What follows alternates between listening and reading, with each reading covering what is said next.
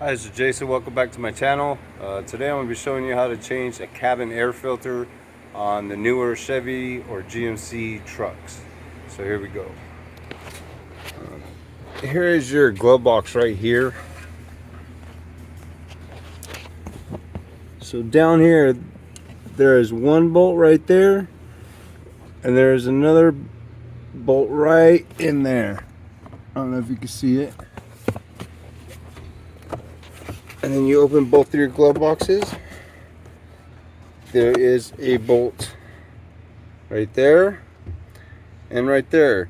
Those are 15 Torx. So you get those 4 bolts out and your glove box will pull right out. So let me get those bolts out, pull this glove box out, and I'll move on to the next step. Okay, I got these bolts out. Now you can just take your glove box and pull on it and it'll come right out. Inside here, there is the door right here to get your cabin air filter out. There's a little tab on top right here and right here. You just pull these tabs kind of out. Let's see if I get this up. There it is. Pull these tabs out. This door will come off. To put it back in, it just rocks in and then it folds up like that. And then here is your cabin air filter right here. There you go. And this is my new cabin air filter. When you put these in, you will notice there is an arrow on them. The arrow always goes down when you install these things.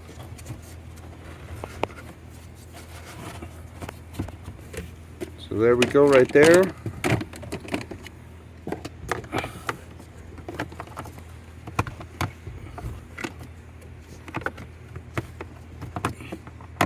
Put this door in, put the lower hinges in first, and then you could just rock it up into place.